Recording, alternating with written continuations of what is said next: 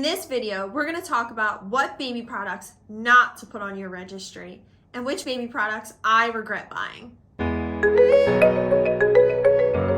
Hey, it's Morgan here with Passable Parent, where we help you improve developmental outcomes for your child and find the joy in parenting. I've been a pediatric nurse for the past 10 years, specializing in early childhood development. I'm also a new mom. Before we get started, don't forget to like and subscribe and check out all my other videos on all things pregnancy, postpartum, and early childhood development. So jumping right into it, what are some baby items that you should not put on your baby registry and some items that I personally regret buying? Number one, large bottle systems. I actually ended up nursing my baby exclusively, so having a large bottle system really was not a good idea. I ended up donating it. I think regardless of how you choose to feed your baby, whether it be formula, breastfeeding, pumping, exclusively nursing, a combination, you really don't want to put a giant bottle system on your registry or a ton of different bottles.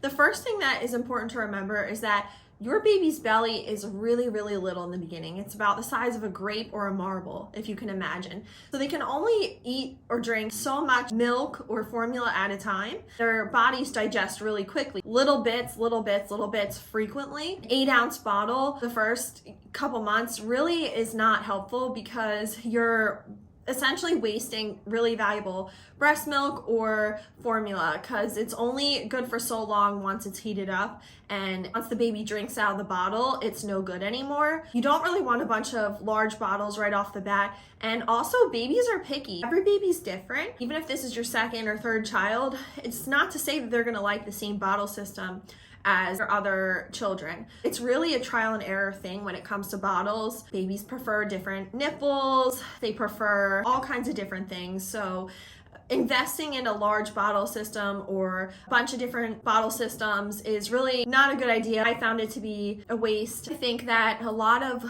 different companies will actually send you little trial bottles to try for free. Like many registries, they will send them just for creating a registry. You'll get little sample kits. I think this could be a great way to start to try and figure out which bottles your baby prefers. My experience as a nurse, I will say the most commonly recommended and liked bottle by all parents is Dr. Brown's. Most parents that I meet with, that is their number one favorite bottle system and types of bottles. Say if you are leaning towards pre-purchasing and not just getting the little sample bottles, I would just buy a limited amount, and I would maybe try a brand like Dr. Brown's, which has been around for a while and which I find most families say they prefer. And I would get a smaller size, like a 4-ounce bottle, and see how it goes. They do come in different sizes. That would be my recommendation to you. Really, don't go crazy with the bottle systems. The second thing that I don't think you should put on your baby registry,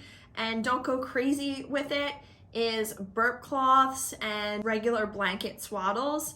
It's really hard to swaddle, and they have so many great swaddles now that are easy, anybody can do it. They have all different kinds. Happiest baby makes a really great swaddle that you can use one for their device called the Snoo, and they also have one just you use if you're not using the Snoo for a regular crib. That's a swaddle that's really good. There's a bunch of others out there. Getting the blanket swaddle and trying to figure that out yourself, I mean, if you have experience and you're the king or queen of swaddling, go for it. But I personally, even as a nurse, I find it a pain and the baby bursts right out of the swaddle right away. I wouldn't get too many of those big swaddle blankets. When it comes to burp cloth, you really only need a couple in the beginning. I don't know why, but I went crazy. I had so many on my registry. I still have so many. I would only get a couple packages of burp cloths. You really don't need that many since they're machine washable, and maybe get some pattern ones so that way, you know, it doesn't stain if it's just like a plain white one. That way you can get more use out of it and it makes it easier for you. The next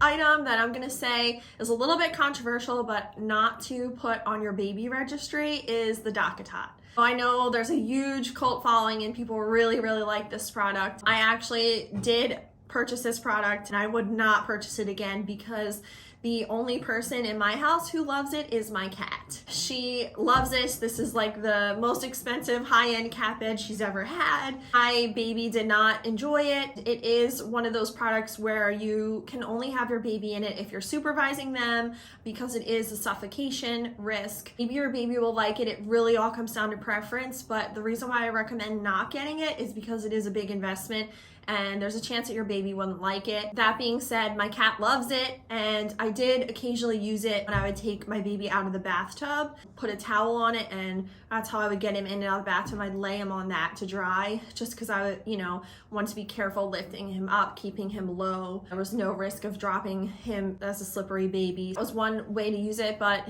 it really, you could use any pillow for that. There are more cost-effective options that are similar. For me, that's definitely something that I wouldn't spend a ton of money on. It's not a product that I would ever purchase again.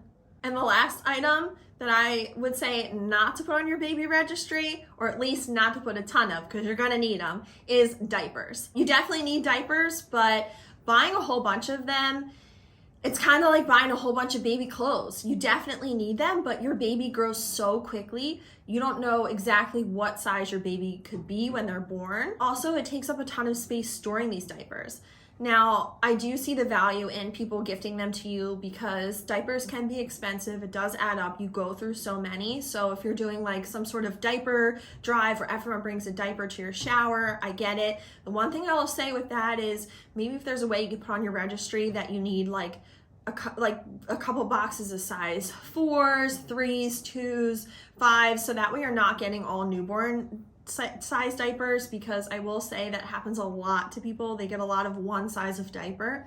Now, I have heard from a couple people that if that happens to you, you can actually take it to anywhere that sells those diapers and see if you can do an exchange, but I'm not sure how true that is or how often you can do that. It's something I've heard. So if you're gonna include diapers on your registry, definitely try and say how many of each size you'll need, and you can look online and there's a bunch of different charts and things that sort of help you figure out how many you'll need of each size diaper based on an average baby's growth. But again, every baby is so different and they all grow at different rates. So I would be careful with buying too many diapers initially and stocking up on them, because then it just becomes a headache if you do need to try and do exchanges or you have too many of one size. And that is my list of all the items I think you should not include on your baby registry, or you should at least do a decreased amount of those items or a smaller amount of those items. Don't go too crazy with some of them. I really hope that this video was helpful and informative and kind of helps you figure out where to prioritize investing your money in certain items before baby comes. Again,